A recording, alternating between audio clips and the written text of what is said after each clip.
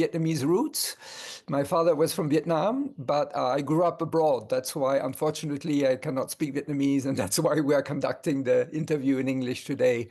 I'm sorry about that. So my background is education. So I've been an educator all my life in many different fields, from schools to universities to international organizations. And actually, my PhD is in psychology and education. So it is really the field I've been studying all my life, both in the field of special education and general education. And I wrote a number of books on this topic. Several of them have been published in Vietnam, like Happy Schools, Happy Children, Happy Families, Happy Organization, because the focus of my work has been how can we bring happiness and well-being in all the different dimensions of society.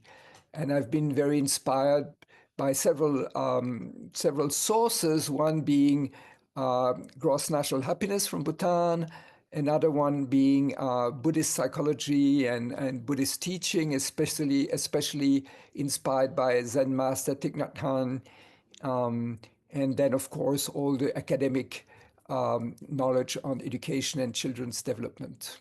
Thank you, Thầy. And I myself is one of your students, and I'm so admire of all of the huge work that you do, not only to Vietnam, but to many countries all over the world to contribute to the whole happiness and well-being of humankind.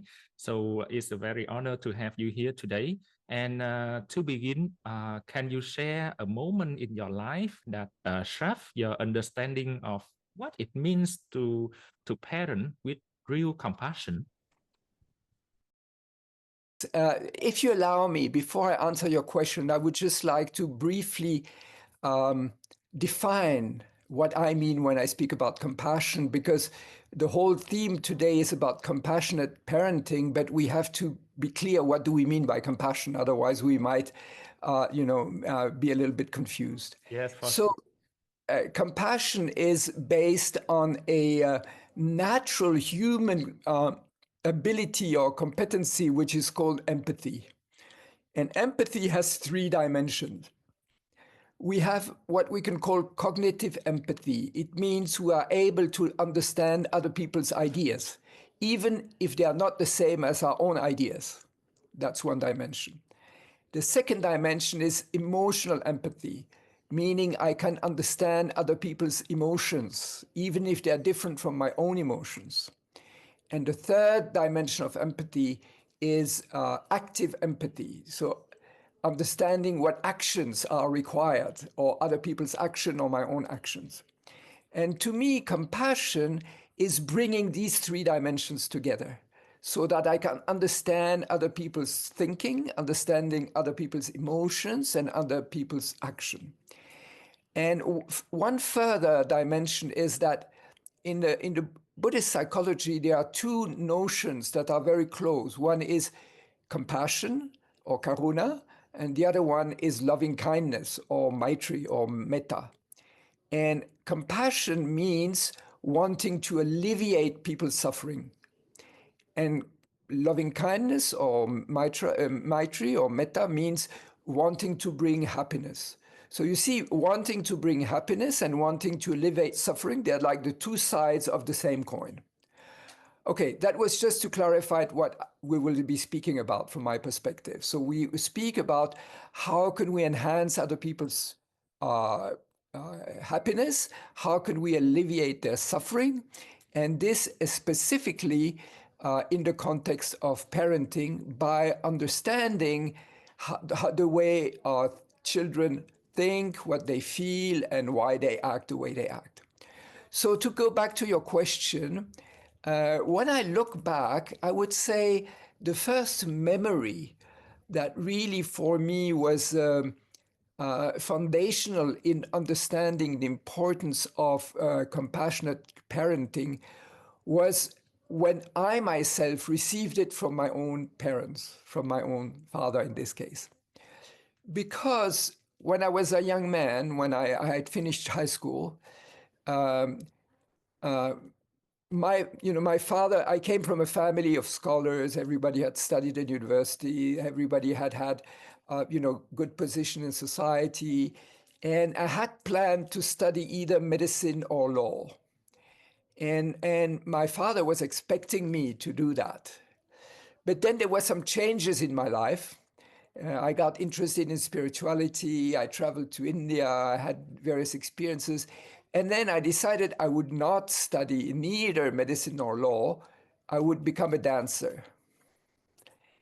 And you can imagine that for my father, it was not easy to understand. I'm the only son, I'm the eldest son in the family. He expected me to become a lawyer or a doctor or. And then I said, oh, sorry, I changed my mind. I want to become a dancer. And looking back, I must say I have such a great admiration and gratitude for my father that instead of, like scolding me or pushing back or trying to, he accepted it. And he told me, if that is what makes you happy, I will support you. And he even paid for my study as a dancer, which was not such an obvious thing to do.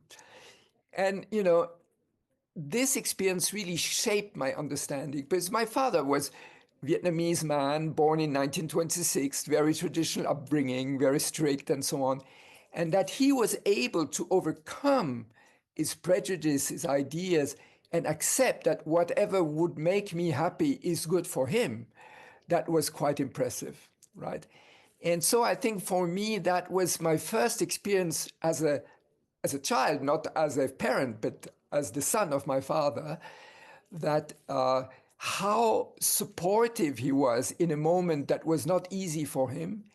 And then, of course, later I did other things and I did study university and I did get a doctorate and so on. But at the moment, he didn't know I would do that. He thought, okay, he would become a dancer, which was very strange for him. And yet he supported it. So for me, it was really a sign of unconditional love that for him it was not about me fulfilling his dreams or his vision, but accepting that whatever would make me happy was okay for him. Thank you, Thầy. I will move by your stories because I can imagine that at your age when you are already a teenage is a very long time ago, and your father can be so open and so acceptance, very amazing. And that I understand why you have such a great love and compassion. And that is the evidence so that the compassionate parents can create compassionate children, right? So from your perspective, and I know that you already working with Vietnamese education and parent for a long time. So what are the reasons why compassionate parenting is so important for Vietnamese family right now? I think compassionate parenting is important everywhere and all the time. But why is it specifically important in Vietnam now? I think several reasons. One reason is Vietnam is in a time of transition. So when we look back 2 generations, it was still the war. And then next generation was rebuilding the country. And all the effort and the focus had to be put on economic development, getting a good job and making sure that the country would be rebuilt and so on. And obviously, this was all very, very important. And now we are in a next phase, right, where the country has developed amazingly.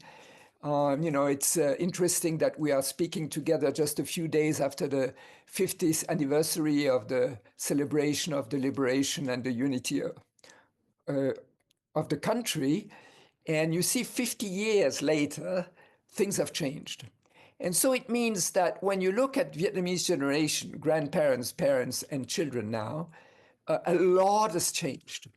And therefore, it is not easy for parents to understand. It was not easy for the grandparents to understand the parents. It's not easy for the parents to understand their children because so much has changed in society. And if we try to apply the values or the ideas that came from the past in the situation today, it will not really meet the needs and the aspiration and the wishes of children today. Therefore, this being compassionate, and I gave you the example of my own father, who could not easily understand my choice, but still his love was strong enough to say, okay, I don't understand, but I trust him, right?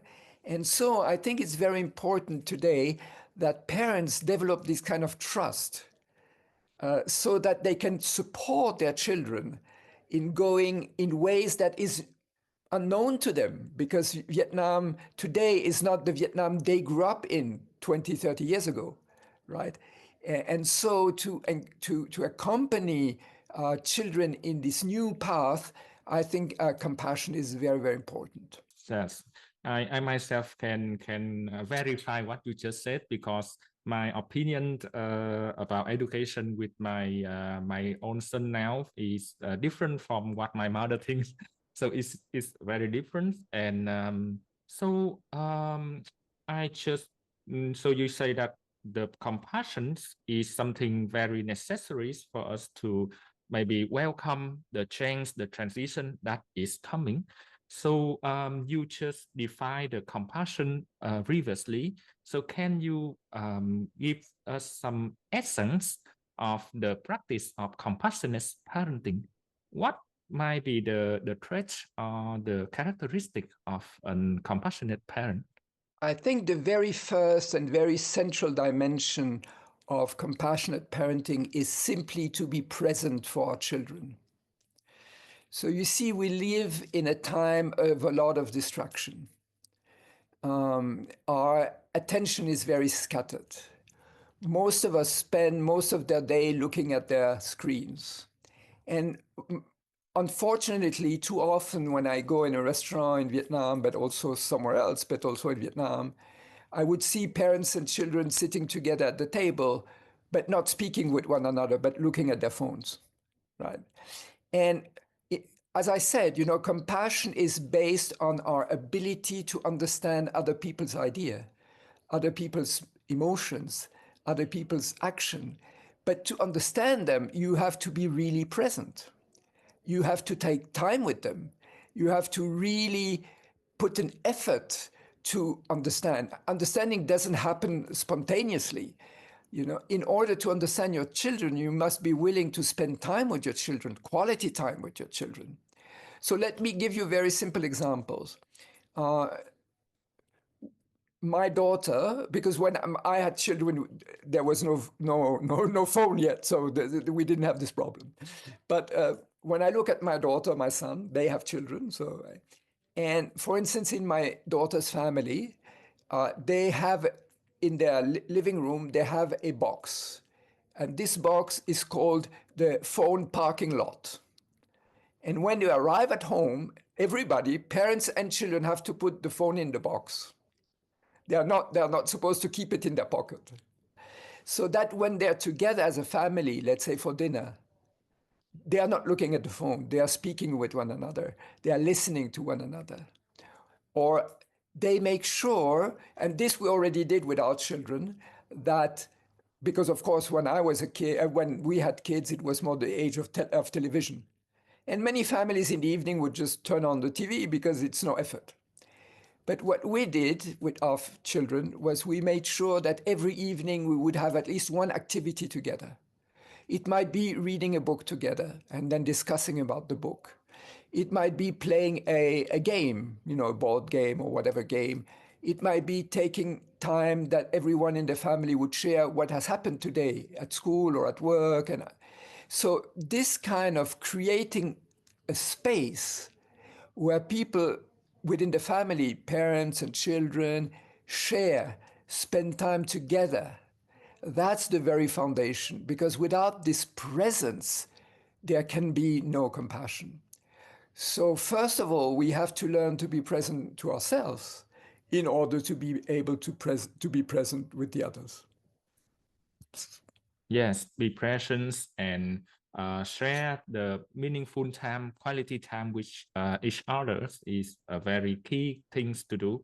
I totally agree, and I think that I will copy your daughter ideas of cell phone parking lot. It's very interesting for our family also. There is one key things you say in your answer that pop up in me is that um, is effortless to turn on TV or to use a phone or to do something very interesting online now uh, for both parents and the children. So I think that one of the key things that every parent want to be there with their children, but they might have so much burden in the life, in the work, and they might become exhausted when they come back homes, and that is something that they might feel not too much, not too many will to to try to be there with their children, right? So what do you think, how can the parent can start to fight and to overcome their own habit, the own habit that come from the modern life and the own habit that come also from previous time when they rise up with some strict ways of parenting or with harsh thing that the previous parent do to them.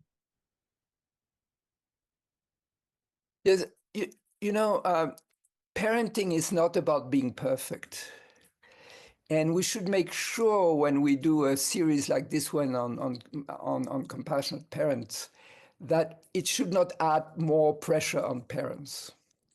You know, because compassion starts with self-compassion. So if the parents feel, okay, it's another burden, it's more, even more to do, and I'm not good enough, and I have to do more, and I'm already exhausted, that will not help.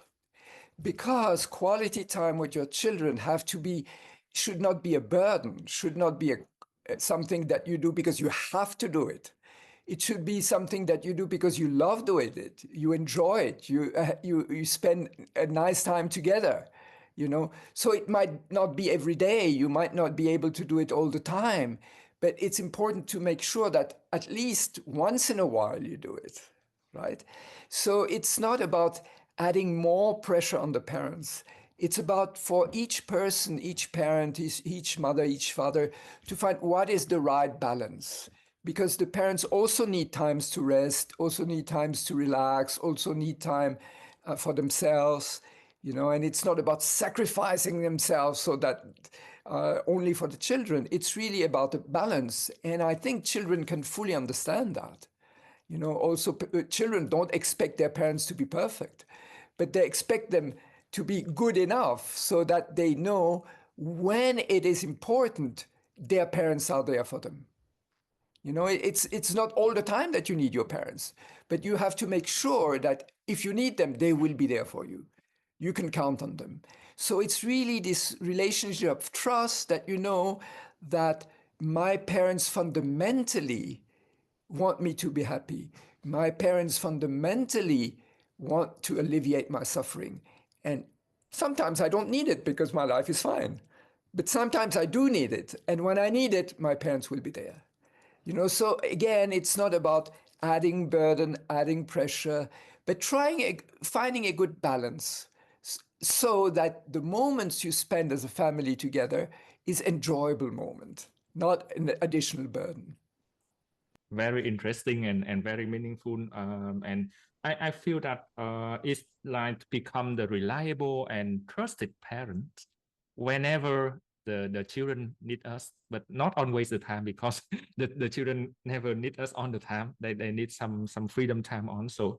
And you know that when I doing this event, a lot of parents inbox for me and they share the stories that they feel guilty when they do something they feel wrong to their children, just like they shout at them or they have something that they say and they feel that their children being hurt. So they feel very guilty, but they also share that they stuck in a circle in their own habit that they don't know how to escape. So can compassionate parenting and self compassion have them to break the circle? Yes, absolutely. You see, in the old days, the understanding of education was a lot about discipline. And we have to understand that it was in a certain context. right? So it's not just because parents were mean or whatever, but it was in a context where it was a very harsh context. It was a very difficult context. It was about surviving. And you had to be quite strict, which is totally understandable, and there's nothing to blame about that, but it was just the context. But the context has changed, and we have to change with the context.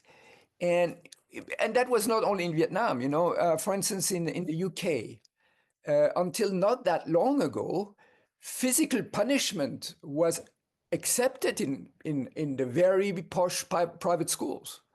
The most expensive private schools like Eton and so on, it was normal that the children got beaten, right? Because people thought, oh, beating children is good for their character. It makes them strong, right? But in the meantime, we have a much better understanding of the development of the child. We have a much better understanding of what is really helpful. And so here again, I think we have to make a difference between two things. Sometimes, as a parent, you will lose your nerves because you're exhausted, and then your child is really being annoying, or maybe you're in a shop and the child starts screaming because they want you to buy something and you can't buy it, and and you will lose your nerves, and you will maybe shout at them or something. That's okay. It's just a normal reaction. There's nothing to feel ashamed about. What one has to be aware of is that is not a pedagogical moment. You are losing your nerve. It can happen, and because the child also lost their nerves. So it happens. It happened to the child. It happens to the parents, and it's nothing really so bad, But it's not an educational moment. So that sometimes we will lose our nerves, sometimes we will do something that we say, oh, maybe I should have not done it. That's okay. Again, it's not about perfection. It's not about being all the time perfect, calm, smiling parents. No, sometimes as parents, it gets too much, and it's okay. It's too much. But you have to be aware the moments where you're really educating your children are the moments where you really are cultivating the positive seeds in them. And for instance, when I shout, there's two emotions that come out: anger and fear. And anger and fear are not educational seeds, are not good seeds that we want to plant. It can happen, yes, but it's not something that we want to promote. We should not think, oh, it's a good thing that I did that. It's not a good thing. It's not terrible. We should not feel guilty. But then we should think about it, and okay, maybe we can compensate by having a quiet conversation with the child later on, explaining what has happened and saying, you see, the way you behaved in the shop was not acceptable.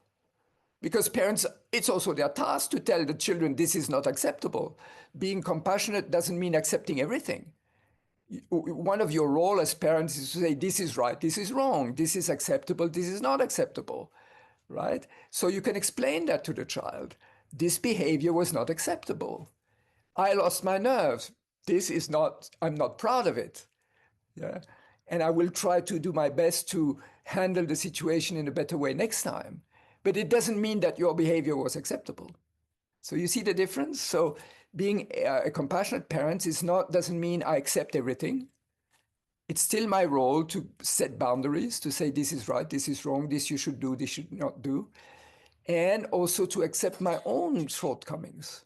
As a father, as a mother, I do my best, but I cannot be perfect. And again, parents don't have to be perfect. Very meaningful and helpful, thầy. So I see that the main point here is the unexpected thing might happen, but we should not see them as good things, see them as something should be like that. And when we aware of that, we start to change. And some parents also share with me that they try to change, but in the relationship, they need the interaction from both sides. So some parents make difficulty when their children become close they close and they stay away, and they don't want to converse, or they don't want to being together with the parents anymore, while the parent try to open to reconnect. Maybe something happened in the past, I don't know, but now the parent really want to reconnect with their children, especially in their teenager age. But they feel, hopeless. So how then can be compassion in this situation? Yeah, I think that's a very interesting question, because we have to be aware that being compassionate parents changes over time. So when you have a little child, being a compassionate parent is about being there to meet the child's need. The child needs you all the time. They need your care, they need your attention, they need your warmth, they need your love, they need, and so on and so forth, right? So this is what you build in the young age, right? And the child is in the center of the family. But gradually, the child will go to school, first to kindergarten, then to school, and gradually, it's not only you and the child, but it's you and the child and their friends and the teacher. So the social circle is growing and changing, and the role of the parents also changes, because it's not just one-on-one, father child or mother child or parents child, but it's within a circle, right? So it's important to realize that education becomes more something collective. There, for instance, it's very important that we have a good connection with the teachers. It's important also that we invite, for instance, our children's friend in our home, that we get to know them, that we get to know maybe the parents of the friends, so that there's a trust, a confidence that can be built. Because sometimes otherwise the children will sort of cut away, family on one side, friends on the other side, and no connection. But if we can open up and, feel that my children's friends are welcome and I'm willing to do something with all of them or something like that, that will create a sort of a better space, a social space. Then when children become adolescent, it changes completely. And it has to change, because adolescence is about gradually becoming independent. And becoming independent means that you have to distance yourself from your parents. It is a necessary process of growing up, that you are not the little child anymore whose main joy is to be next to their parents. On the contrary, you need to have space between you and your parents, and this space is very precious. So when you are with adolescents, it's a very different attitude. Is you have to let them as free as possible, but be there for them as much as necessary. See, so it's a balance between, I let them discover the world, but I make sure that they are safe, because discovering the world otherwise could, they could do dangerous things, or do have a behavior that would have very negative consequences, maybe drink alcohol, smoke cigarettes, or even worse. So I need to protect them, but at the same time I need to accept that they're in this phase of their life, they need to discover the world, they need more freedom. And actually, giving them freedom is part of being compassionate, because it's meeting their needs. At the same time, the adolescent, the teenager must feel, again, but if I'm in trouble, my parents will be there for me. I can always I have a safe place where I can return to. Something gets too much in school or with my friends or out in the street or whatever, I can go back home and I will have support. I will receive what I need. So it's this, that's what I mean. Like, compassion changes because it has to be adapted to the needs of the different ages. Yeah, that's great. So that should be adaptive, compassionate parenting. And I really like what you say, that so the adolescent need the freedom to discover the world, and when something become overwhelmed or become trouble, they still have their backup by the parents, and they feel safe and reliable and trusted. And yes, that will empower them to go out and discover more. So you just mentioned about keeping them safety, and I understand that it is kind of healthy boundaries. So can you give the parents here some advice about what kind of safety boundaries they might set, especially in adolescence age? Because now there are a lot of folks pushing them around on social network and even in the real life. So what might be safe and what might be unsafe for them? Yes. Well, maybe before I answer your question directly, let me go back a little bit to say that uh, this has to be prepared over time. So if at each stage of the development of the child, as a parents, you do your best to accompany them, to be there with them, but in the different forms, different ways that is adapted to the age,